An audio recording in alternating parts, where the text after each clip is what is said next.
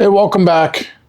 Today we're going to be talking about car fads, and I kind of want to encourage everyone to think about when they're building their car. Is the modifications you want to do just a fad that's trending, or is it something that's going to look good, 10, 15, 20 years down the line? Hey, my name is Ed. I've been modifying cars and been into cars for over 25 years. So I'm not new to this. I've seen a lot of things come and go throughout the years. And I've been guilty of doing something that was a fad at one time, and down the line, it isn't as cool. Now, a lot of fads do go and they do eventually come back. There's a long period of time where it just isn't cool anymore. So this is my Civic I built around high school time, a little after high school. And one of the fads was going to be having the big body kits and stuff like that, which then went away and slowly starting to come back again. I think it's a little nostalgia thing going on. Another example of a fad that went away and came back was going to be underglow lighting. Now it started off with neon lights, and then it kind of went away and then transitioned into LED lights for underneath the car. But even that is kind of going away now. So what are some fads that have kind of come and gone? As I've already mentioned, big bulky body kits. Another thing is going to be the underglow lighting. Then stance cars became really popular. And then also like modifying your wheel wells to fit these big tires and stuff on it. That became popular. Don't get me wrong, rolling your fenders is not necessarily a bad thing. But when you can notice it's been rolled, it looks like shit and you just ruined your car. Wide body has something that has come and gone, come again, and it's starting to go again. Back in like the 2010s, what was coming popular is like this beat up looking cars with like rust purposely put on it, or like those diamond racing wheels, the ones that look like trailers. And then plastic dip came really popular.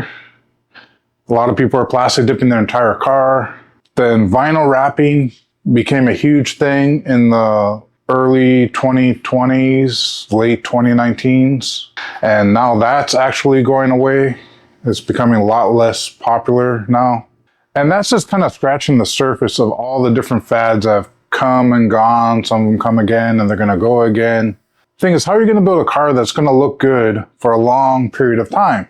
And the simple answer is, don't do all these crazy builds on your car. Do something a little more simple. Do like an OEM plus style build, because that will be cool now, but also be cool later, even though it's not as cool now as what other people are doing. So one thing I recommend you can do is go ahead and start looking at like really old videos of like the early 2000 cars and look at the builds that they did back then. You'll quickly see that some of the builds, you can tell they were built back then. But then there's other builds that like are still relevant today that still look good today. It looks like something that could have been built today. And look at those cars and follow that particular style of car.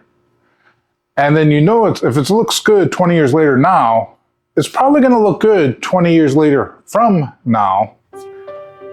So fads are like me cutting this tree. Okay, it didn't start. Crap. You know what? I had no idea where I was going to go with that anyway, so let's move on. So where do I think the current shift is going with car modifications? With sport compact cars in particular, and especially the older ones, I think the era of seeing like super clean shaven bays and stuff like that, I believe that's going away. I believe that more an OEM style look is coming back. I also believe the days of having like bright red radiator cooling tubes, silicone tubes, is going away. Just like how back in the day when you had the colored wire looms that came popular and then went away. So one of the biggest things with car modification I do is I don't like to overdo it. Don't have to do too much to your car. A clean engine bay right now gets a lot more attention than just a bunch of flashy stuff put on a dirty engine bay. You don't have to do a whole lot of stuff to your car to make it look good. All you really need is a clean engine bay, physically cleaned, and a few little touch-on modifications to make it look good. You don't need a whole lot of money and effort put into making things nice. And of course, this is all just my personal opinion on things. So you may disagree with what I have to say, but you do you. It's your car, your money, your time. You do whatever you want. But my thing is, don't worry about making it super flashy. You may get a bunch of likes on Instagram right now. If you want to keep the car for a long time, make it nice. Don't do a hood dump on the exhaust, turbo, whatever. That just looks ghetto. That became a fad for a couple of years, and now it's starting to go away too. So I just want to encourage you guys, take some pride into your vehicle and what you do. You know, it's not about how much money you spend on top of the vehicle. I know getting likes and stuff on social media can make you feel good about, you know, your effort that you put into it and your design that you put into it and your thoughts and your build. Anyway, that's all I got for today on this topic, my opinions. If you don't agree with them, that's fine. We have the right to disagree and stuff. But anyway, thank you for watching. Aloha. Peace out. Catch you guys on another video, maybe.